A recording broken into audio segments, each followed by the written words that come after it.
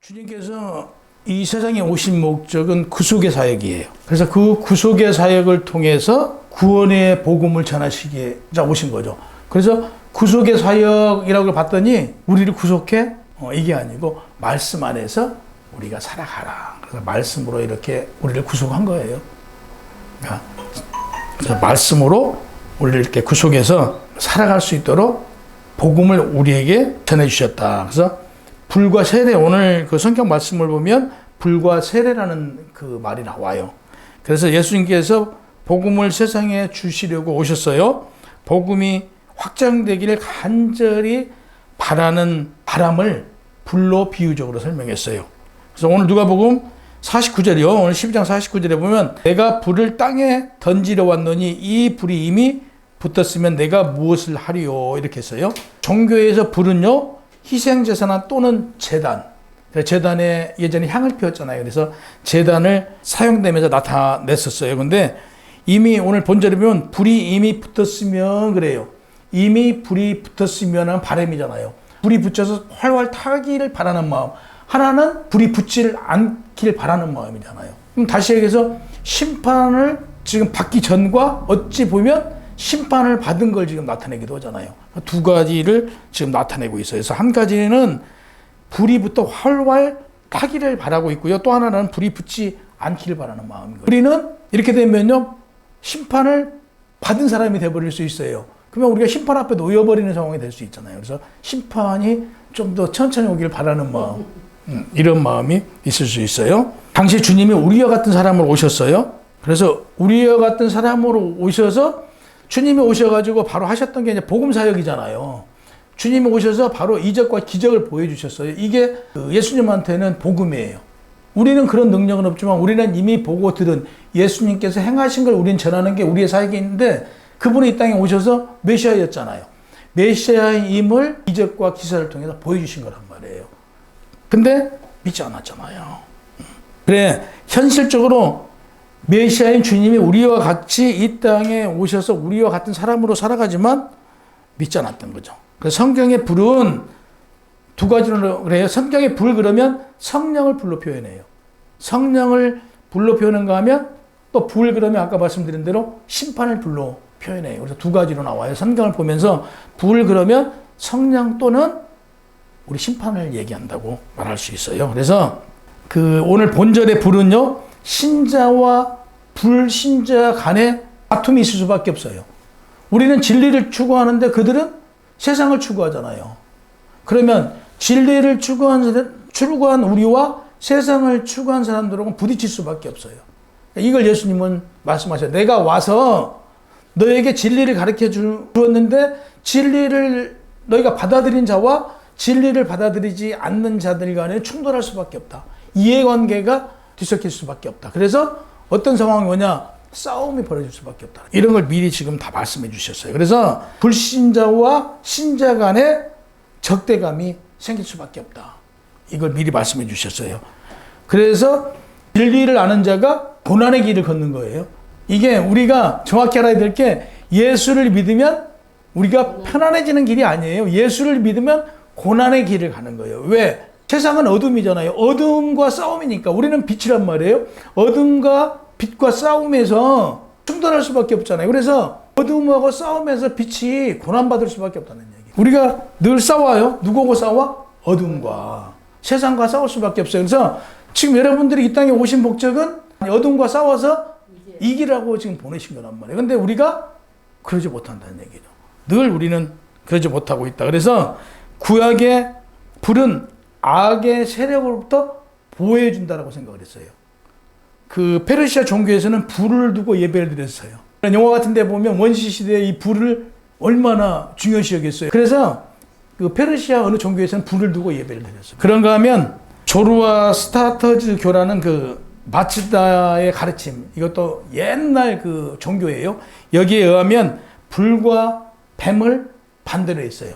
불은 정이고 뱀은 악이다. 이렇게까지도 했어요. 그래서 이 불을 굉장히 중요시 여겼죠.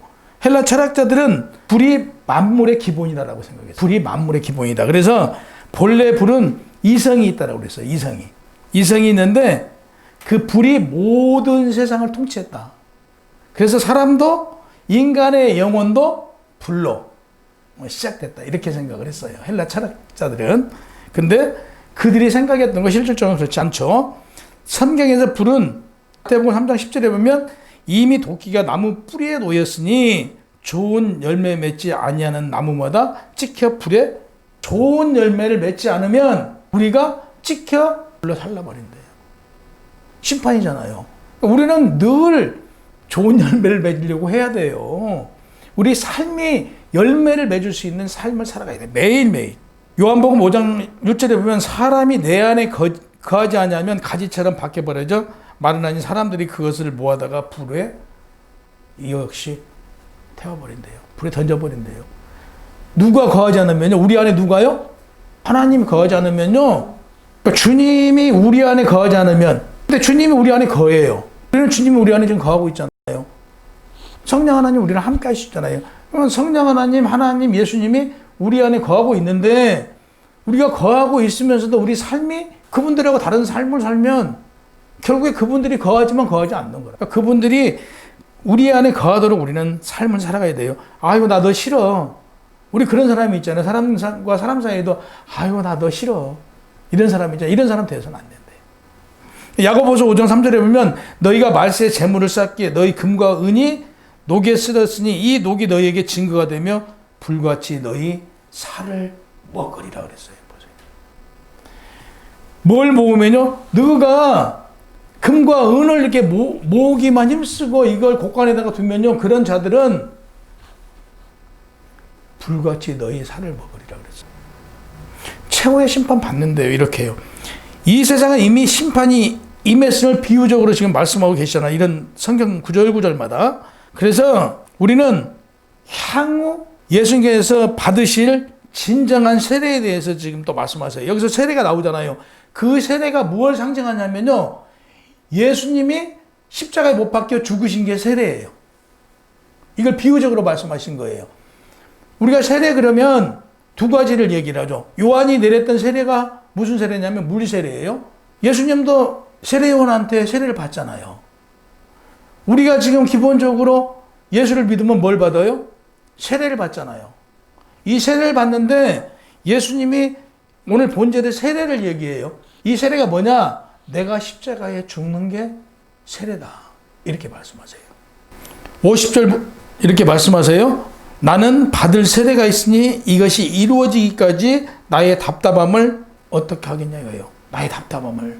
그러니까 예수님이 십자가에 죽기 전에 아무리 내가 메시아라고 얘기를 해도 그들은 믿지 않았어요. 내가 메시아라고 내가 하나님의 아들이라고 하지만 그들은 믿지 않았어요. 그리고 그분이 죽은 자를 살리고 병든 자를 고치고 이적을 해가고 기적을 나타나니까 절절절 따라다녀요. 따라다녀요. 가는 데마다. 그리고 병든 자들이 와서 내 병 고쳐달라고 하니까 병을 다 고쳐줘요. 예수님께서. 그것만 환호해요. 와, 죽은 사람을 살렸다. 이것만 좋아했어요. 막상 예수님이 얘기했어요. 나 십자가에 죽어. 예수님이 십자가에서 죽으러 가니까 제자들이 뭐라고 그랬어요? 한 명도 안 남아요. 그 무리들이 다 흩어져요. 아무도 없었잖아요, 제자들이. 얼마나 웃기는 일이에요. 이건 상상도 안 되는 일이잖아요. 그렇게 열광했던 사람들이 한 명도 없이 다 흩어져요. 지금은 주님 제자가 나 모르는 사람이래. 나 제자 아니래요. 이러잖아요, 베드로가. 세례관이 예수님을 세례를 주면서 그 세례를 이렇게 해요. 나는 물 세례를 주지만 내 뒤에 오신 이는 내가 그분의 신발 끈조차도 맬 수 없을 정도로 큰 자가 온대요. 그분은 성령으로, 불과 성령으로 세례를 준다고 그랬어요. 불과 성령으로. 예수님께서 세례 받으실 때 머리 위에 뭐가 앉아요? 불과 같은 성령이, 불과 같은 성령이 앉잖아요. 예수님이 세례를 받으면서 불과 같은 성령이 임했어요. 그 불과 같은 성령이 누구에게 임해요?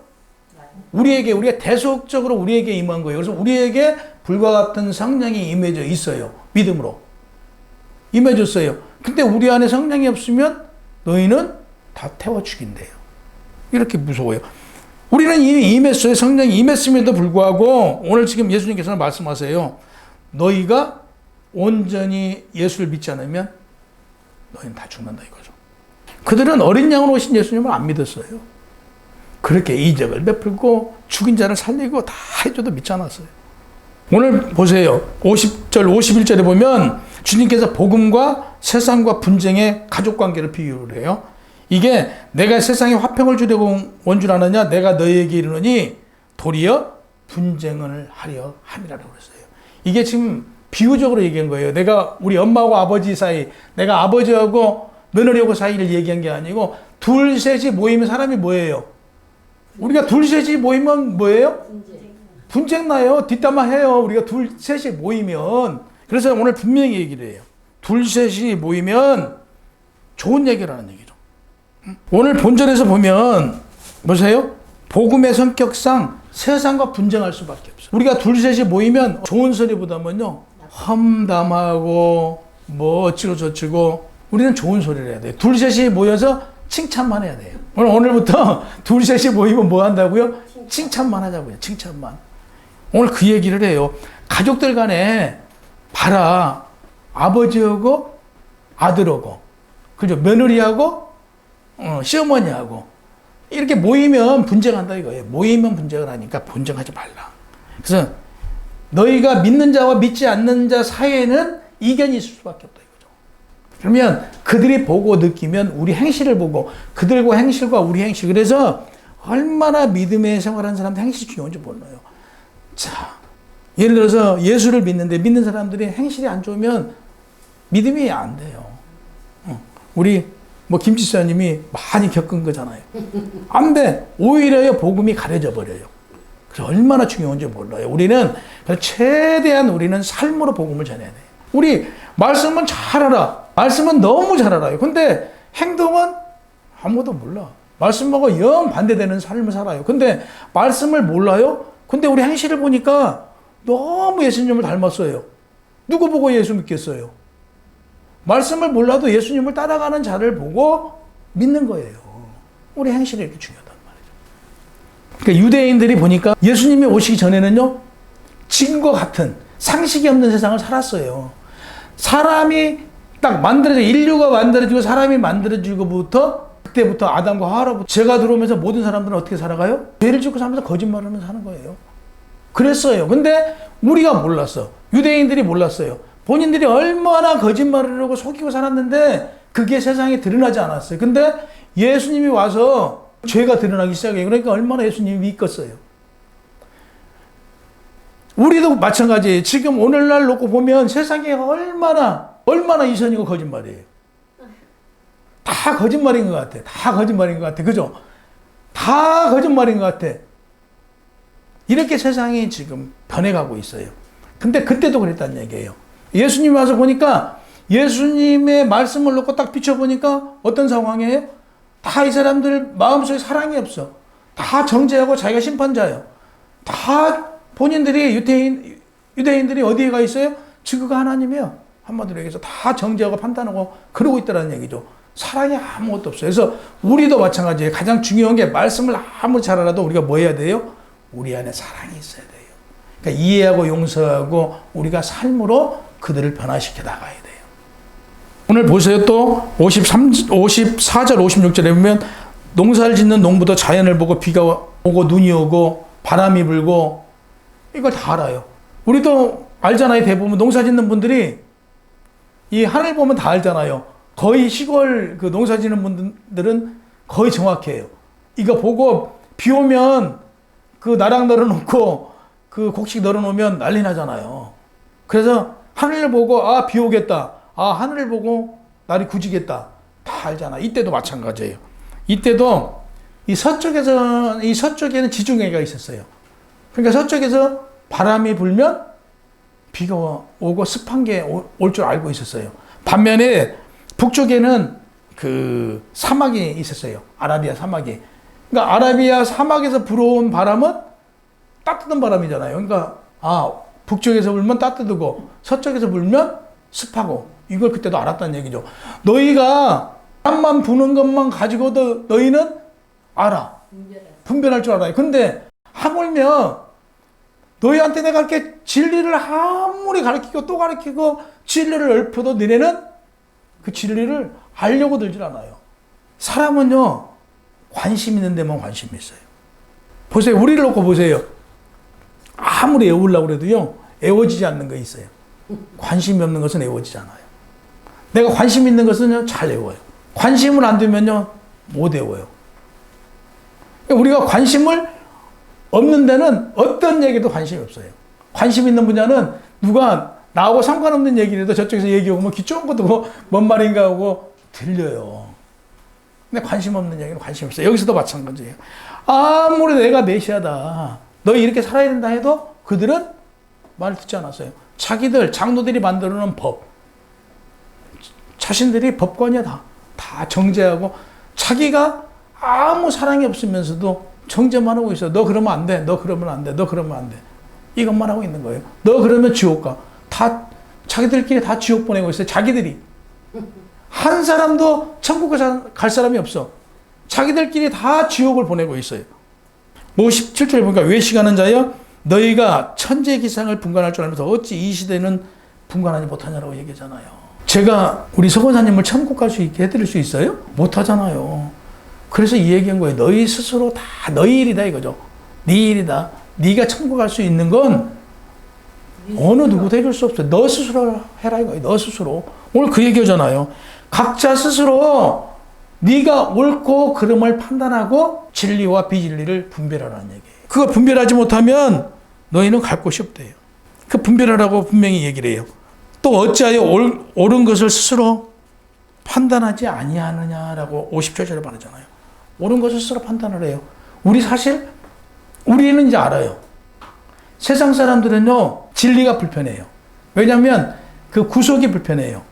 세상 사람들이 가장 좋아하는 게 뭐예요? 가장 좋아하는 게 누구한테 간섭받지 않는 거예요. 나 자신부터 그래요. 누가 간섭하는 게 싫어요. 누가 지적해 주는 거 싫어요. 그거 좋아하는 사람 아무도 없어요. 근데 우리는 누가 나에 대해서 지적해 주면 우리는 고마워하잖아요.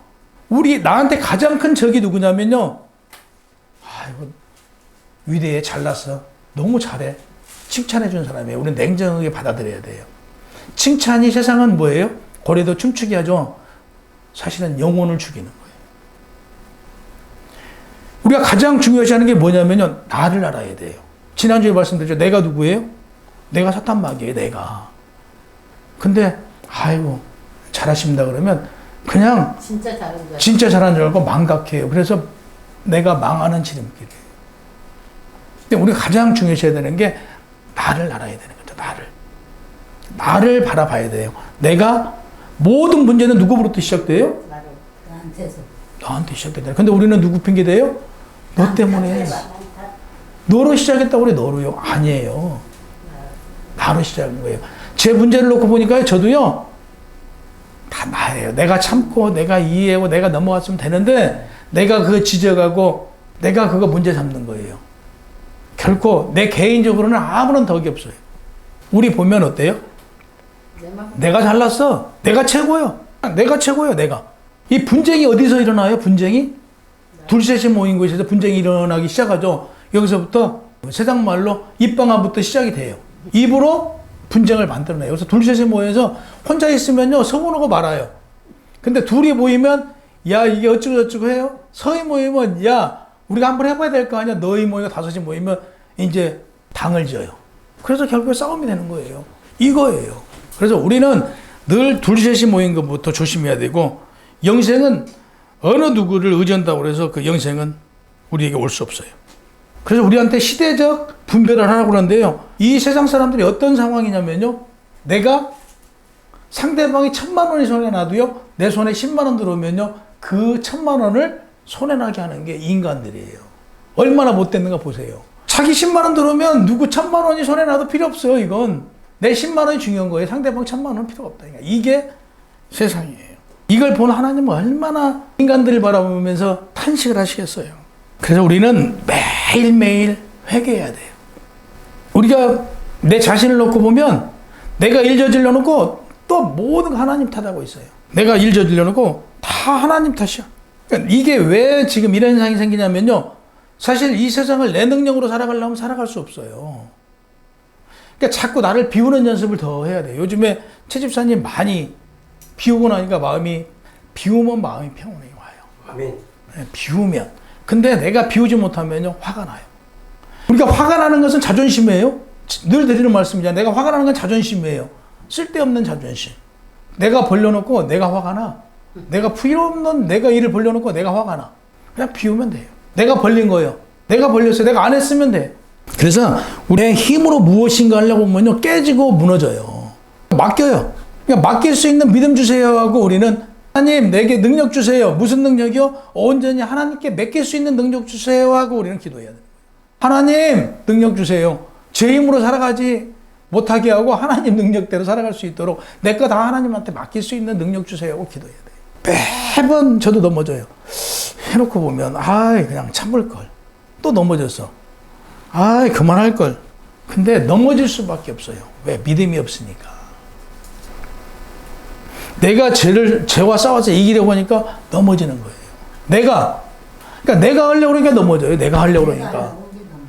죄하고 내가 싸워서 이기려고 그러니까 넘어지더라고요. 죄하고 내가 싸워서 이기려고 하니까 넘어졌고 또 넘어졌고 또 넘어져 있더라고요. 보니까. 그러니까 우리가 넘어지지 않고 이기려면 누구한테 맡겨요? 하나님께 맡기고 하는 것밖에 없어요.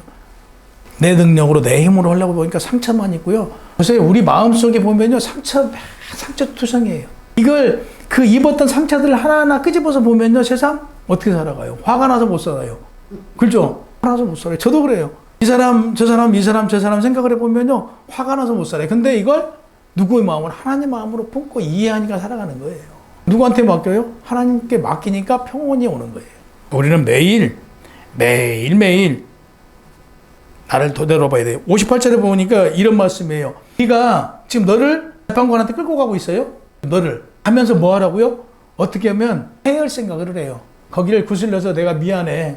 내가 다시 잘 살게. 이게 무슨 얘기냐면 회개하라는 얘기예요. 지금 우리가 누구한테 끌려가고 있어요? 재판관한테 지금 끌려가고 있어요. 우리가 지금 끌려가고 있는 중이거든요. 그러면 우리가 무엇을 해야 살아날 수 있다고요? 화해하래요. 회개하래요. 회개해서 나 안 그렇게 이제 그렇게 살지 않을게 하래요. 그렇지 않으면 어디를 간다고 그래요? 59절 보니까요. 감옥 가는 거예요. 심판받으러 가는데 심판 가서 그동안에 네가 세상에서 저지른 그 죄에 대해서 다 한 푼도 갚지 않으면, 다 해결하지 않으면 너는 결국에 못 나와. 그러니까 가기 전에 회개해. 얘기해. 그러니까 우리 뭐 해야 되냐면요, 지금 우리가 심판 받으러 가는 중이거든요. 우리 삶이 심판 앞에 놓여 있는 거잖아요. 나무에 뭐가 와 있다고? 도끼가 지금 내 앞에 와 있어요. 그럼 우리는 회개해야죠. 매일 나를 되돌아보면서 회개하고 또 회개하고 또 회개하고. 그러니까 내가 마귀다. 내가 사탄이다. 내가 세상에 악한 자였구나 라고 그걸 늘 고백해야 돼요. 그러니까 어떤 일을 누구 탓? 내 탓. 계속 해야 돼요. 이거 지금 말씀하세요. 59절에 보니까. 그러니까 어떤 난관에 놓일 때마다 누구 탓? 내 탓. 그러면 평온이 와요. 그리고 하나님 말씀으로 늘 비춰봐야 돼요. 그래서 하나님이시라면 이 일을 어떻게 해결하실까라는 생각을 우리가 기본적으로 가져야 돼요. 그러면 이게 하나님의 방법으로 풀어져요. 싸움에서 승리할 수밖에 없어요. 우리는 왜? 하나님 우리하고 함께 하시니까요.